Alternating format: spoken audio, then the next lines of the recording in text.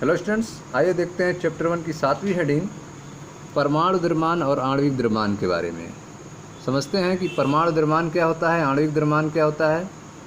ठीक है, परमाणुओं और अणुओं से परिचित होने के पश्चात परमाणु क्या होते हैं, अणु क्या होते हैं, इसके बारे में हमने आपको बता दिया है। अब यह समझना उचित होगा कि परमाणु द्रव्यमान और आणविक द्रव्यमान से हम क्या समझते हैं। परमाणु द्रव्यमान क्या होता है और आणविक द्रव्यमान क्या होता है, इसको अब हम लोग समझेंगे। तो आइए स्टार्ट करते हैं पहले परमाणु द्रव्यमान के बारे में। परमाणु द्रव्यमान क्या होता है, एटॉमिक मास क्या होता है, इसको हम लोग पहले समझा जाए। परमाणु द्रव्यमान अर्थात किसी परमाणु का द्रव्यमान। परमाणु द्रव्यमान का मतलब किसी परमाणु का द्रव्यमान वास्तव में बहुत कम होता है, क्योंकि परमाणु अत्यंत छोटे होते हैं। आज सही परमाणु द्रव्यमान ज्ञात करने की 72 तकनीकें हैं। ठीक है, सही तरीके से परमाणु द्रव्यमान ज्ञात करने के लिए हमारे पास आज जो है 72 तकनीक है। जैसे कि द्रव्यमान स्पेक्ट्रम मिति। द्रव्यमान स्पेक्ट्रम मिति से हम जो है अत्यंत छोटे परमाणु का द्रव्यमान भी ज्ञात कर सकते हैं। परंतु जैसे पहले बताया गया है कि 19वीं शताब्दी में वैज्ञानिक परमाणु द्रव्यमान दूसरे के सापेक्ष प्रायोगिक रूप से निर्धारित कर सकते थे। ठीक है, तो जब यह टेक्निक नहीं थी 19वीं शताब्दी में, तो वैज्ञानिक जो हैं परमाणु द्रव्यमान ज्ञात करने के लिए दूसरे के सापेक्ष रूप में परमाणु द्रव्यमान निर्धारित करते थे। ठीक है, तो परमाणु द्रव्यमान अर्थात किसी परमाणु का द्रव्यमान वास्तव में बहुत कम होता है, क्योंकि परमाणु अत्यंत छोटे होते हैं। आज सही परमाणु द्रव्यमान ज्ञात करने की 72 तकनीकें हमारे पास उपलब्ध हैं, जैसे कि द्रव्यमान स्पेक्ट्रम मिति। परंतु जैसे पहले बताया गया है कि 19वीं शताब्दी में वैज्ञानिक एक परमाणु का द्रव्यमान, ठीक है, वैज्ञानिक जो हैं एक परमाणु का द्रव्यमान दूसरे के सापेक्ष प्रायोगिक रूप से निर्धारित कर सकते थे। हाइड्रोजन परमाणु को सबसे हल्का होने के कारण, ठीक है, हाइड्रोजन परमाणु को सबसे हल्का होने के कारण स्वेच्छा से, ठीक है, अपने इच्छा से एक द्रव्यमान मान लिया गया। ठीक है, हाइड्रोजन परमाणु को सबसे हल्का होने के कारण स्वच्छ रूप से एक द्रव्यमान बिना किसी मात्रक के एक द्रव्यमान दिया गया, और बाकी सभी तत्वों के परमाणु के द्रव्यमान उसके सापेक्ष दिए गए। ठीक है, तो हाइड्रोजन परमाणु को सबसे हल्का होने के कारण स्वच्छ रूप से एक द्रव्यमान दिया गया, और बाकी सभी तत्वों के द्रव्यमान को उसके सापेक्ष दिए गए। परंतु परमाणु द्रव्यमानों की वर्तमान पद्धति जो है, परमाणु द्रव्यमानों की वर्तमान पद्धति कार्बन 12 मानक पर आधारित है। ठीक है, पहले हाइड्रोजन के सापेक्ष था, लेकिन अब जो है इसको बदलकर कार्बन 12 के सापेक्ष कर दिया गया है।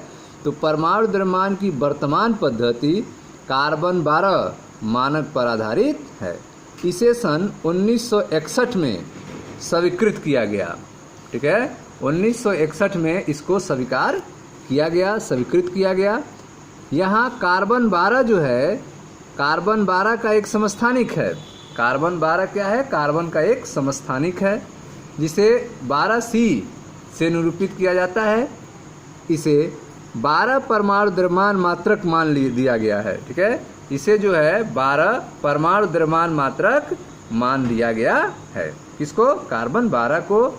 इसका एटॉमिक मास यूनिट अर्थात AMU जो मान दिया गया है वो कितना है, 12 है।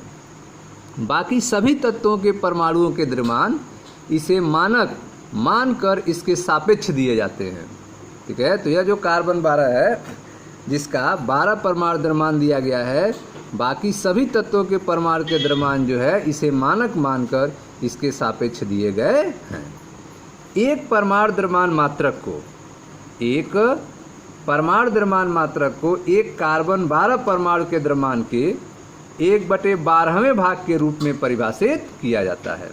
ठीक है, एक कार्बन 12 परमाणु के द्रव्यमान के 1/12वें भाग के रूप में परिभाषित किया जाता है।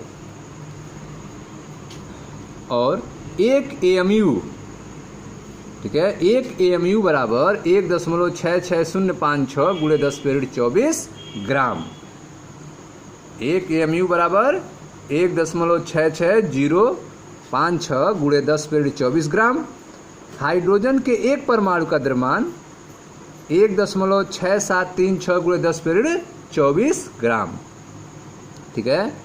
एक परमाणु द्रव्यमान मात्रक को एक कार्बन 12 परमाणु के द्रव्यमान के 1/12वें भाग के रूप में परिभाषित किया जाता है। ठीक है। एक परमाणु द्रव्यमान मात्रक क्या होगा, तो एक परमाणु द्रव्यमान मात्रक जो होगा वह कार्बन 12 परमाणु का द्रव्यमान के 1/12वें भाग के रूप में परिभाषित किया जाएगा। 1 AMU 1.6656 गुणे 10⁻24 ग्राम। हाइड्रोजन के एक परमाणु का द्रव्यमान 1.6736 गुणे 10⁻24 ग्राम। अतः AMU के पदों में हाइड्रोजन का द्रव्यमान कितना होगा, AMU के पदों में हाइड्रोजन परमाणु का द्रव्यमान कितना होगा, तो 1.6736 गुणे 10⁻24 ग्राम बटे 1 AMU अर्थात 1.66056 गुणे 10⁻24 ग्राम। 10⁻24 ग्राम 10 कैंसिल हो गया, यह डिवाइड करेंगे तो आ जाएगा 1.0078 U, 1.0078 U। ठीक है। तो यह हो गया आपका 7 8 निकटतम करेंगे, 8 को हटाएंगे तो यह जो है 8 हो जाएगा, 7 जो है 8 हो जाएगा राउंडिंग आपके नियम से। तो यह हो गया AMU के पदों में हाइड्रोजन परमाणु का द्रव्यमान 1.0080 U। इसी प्रकार ऑक्सीजन 16 का परमाणु द्रव्यमान जो है 15.995 AMU होगा। आजकल AMU के स्थान पर U का प्रयोग किया जाता है। आजकल जो है AMU के स्थान पर केवल U का प्रयोग किया जाता है, जिसे एकीकृत द्रव्यमान कहा जाता है, यूनिफाइड मास कहा जाता है। ठीक है। आजकल जो है एटॉमिक मास यूनिट AMU के जगह पे क्या यूज़ किया जाता है, केवल U का यूज़ किया जाता है, जिसे यूनिफाइड मास कहा जाता है, एकीकृत द्रव्यमान कहा जाता है। ठीक है। आगे देखें, जब हम गणनाओं के लिए, ठीक है, जब हम गणनाओं के लिए परमाणु द्रव्यमान का प्रयोग करते हैं, ठीक है, जब भी हम गणना के लिए, कैलकुलेशन के लिए परमाणु द्रव्यमान का यूज करेंगे तो वास्तव में होता क्या है, तो वास्तव में हम औसत परमाणु द्रव्यमान का उपयोग करते हैं। जब हम गणना के लिए परमाणु द्रव्यमान का प्रयोग करते हैं तो वास्तव में हम औसत परमाणु द्रव्यमान का उपयोग करते हैं। ठीक है, जिनका वर्णन नीचे दिया गया है। तो आवर्त सारणी में जो भी आप परमाणु द्रव्यमान देखते हैं वे सब परमाणुओं के औसत परमाणु द्रव्यमान को रिप्रेजेंट करता है। ठीक है, वे सब औसत परमाणु द्रव्यमान लिखे रहते हैं जिनका यूज हम करते हैं। ठीक है। तो इस तरह से आपने देखा कि परमाणु द्रव्यमान की वर्तमान जो पद्धति है वह कार्बन 12 मानक पर आधारित है। परमाणु द्रव्यमान की वर्तमान पद्धति कार्बन 12 मानक पर आधारित है और इसे सन 1961 में स्वीकार किया गया था। यहाँ कार्बन 12 का एक समस्थानिक है, यहाँ कार्बन 12 का एक समस्थानिक है जिसे 12C से निरूपित किया जाता है। इसे 12 परमाणु द्रव्यमान मात्रक मान दिया गया है। ठीक है। बाकी सभी तत्वों के परमाणुओं के द्रव्यमान इसे मानक मानकर इसके सापेक्ष दिए जाते हैं। एक परमाणु द्रव्यमान मात्रक क्या होगा, तो एक परमाणु द्रव्यमान मात्रक को, एक परमाणु द्रव्यमान मात्रक को एक कार्बन 12 परमाणु के द्रव्यमान के 1/12वें भाग के रूप में परिभाषित किया जाता है। एक परमाणु द्रव्यमान मात्रक को कार्बन 12 परमाणु के द्रव्यमान के 1/12वें भाग के रूप में परिभाषित किया जाता है। एक AMU बराबर आता है 1.66056 गुणे 10⁻24 ग्राम। हाइड्रोजन के एक परमाणु का द्रव्यमान 1.6736 गुणे 10⁻24 ग्राम। ठीक है। अतः AMU के पदों में हाइड्रोजन परमाणु का द्रव्यमान क्या होगा, तो इसको डिवाइड करेंगे 1.6736 गुणे 10⁻24 ग्राम बटे 1.66056 गुणे 10⁻24 ग्राम, कट जाएगा 1.0078 U, निकटतम करेंगे 1.0080 U हो जाएगा। ठीक है। तो यह AMU के पदों में हाइड्रोजन परमाणु का द्रव्यमान निकल गया 1.0080 U। इसी प्रकार ऑक्सीजन का परमाणु द्रव्यमान होता है 15.995 AMU। ठीक है, आजकल जो है AMU के स्थान पर केवल U का प्रयोग किया जाता है, जिसे एकीकृत द्रव्यमान यूनिफाइड मास कहा जाता है। ठीक है, अब जो है जो भी आप गणना के लिए उपयोग करते हैं, ठीक है, जब गणनाओं के लिए परमाणु द्रव्यमान का प्रयोग किया जाता है तो वास्तव में हम औसत परमाणु द्रव्यमान का उपयोग करते हैं। ठीक है, तो अब आपको औसत परमाणु द्रव्यमान के बारे में बताया जाएगा। देखिए ध्यान से, औसत परमाणु द्रव्यमान, क्योंकि वास्तव में हम गणनाओं में इसका ही उपयोग करते हैं। प्रकृति में अनेक तत्व एक से अधिक समस्थानिकों के रूप में पाए जाते हैं। ठीक है, नेचर में देखा जाए तो तत्व जो हैं वे एक से अधिक रूपों में पाए जाते हैं, अर्थात एक से अधिक समस्थानिकों के रूप में पाए जाते हैं, जिनका परमाणु क्रमांक समान होता है लेकिन परमाणु भार अलग अलग होता है, इसलिए उनको समस्थानिक कहते हैं। समस्थानिक क्यों? क्योंकि उनका आवर्त में स्थान फिक्स होता है, क्योंकि उनका परमाणु क्रमांक फिक्स होता है, नंबर ऑफ प्रोटॉन फिक्स होते हैं, इसीलिए उनको समस्थानिक कहा जाता है। तो प्रकृति में अनेक तत्व एक से अधिक समस्थानिकों के रूप में पाए जाते हैं। जब हम इन समस्थानिकों की उपस्थिति और उनकी आपेक्षिक बहुलता अर्थात प्रतिशत उपलब्धता को ध्यान में रखते हैं तो किसी तत्व का औसत परमाणु द्रव्यमान परिकलित किया जा सकता है।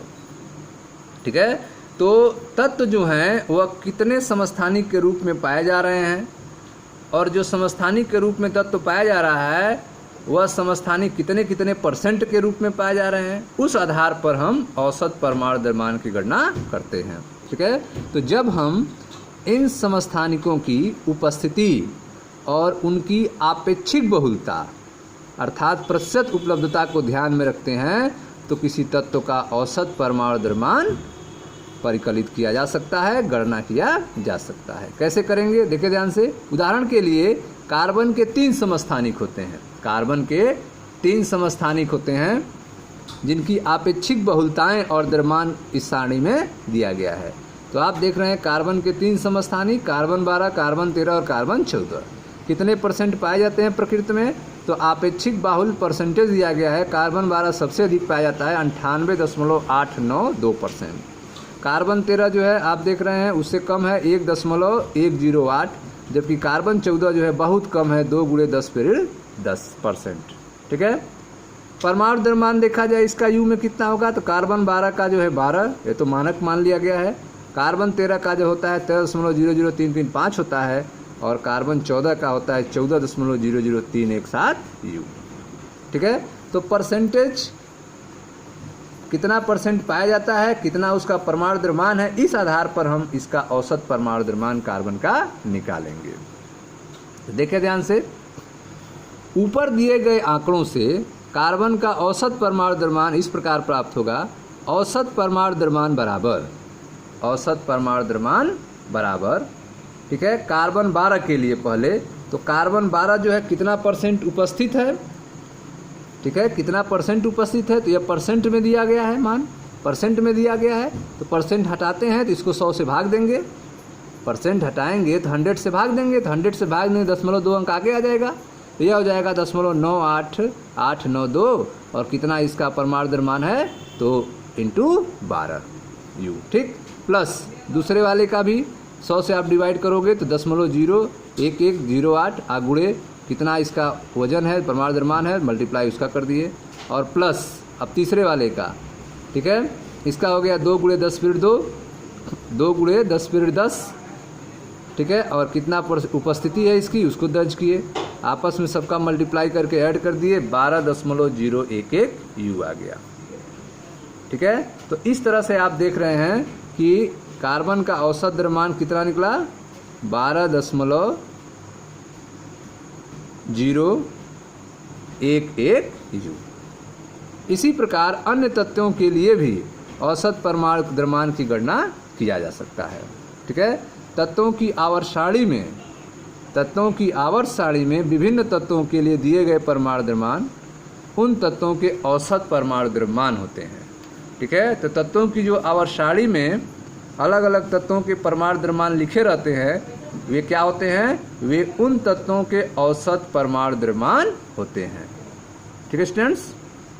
ठीक है स्टूडेंट्स, तो आप देखें इनको 100 से डिवाइड किए, इसको 100 से डिवाइड किए, फिर इसको 100 से डिवाइड आप करोगे 2 × 10⁻10 को, तो ये हो जाएगा 2 × 10⁻12, 2 × 10⁻12। अब मल्टीप्लाई करेंगे इसके द्रव्यमान से, ठीक है, और सबको मल्टीप्लाई करने के बाद ऐड करने के बाद ये आपका आंसर आएगा 12.011।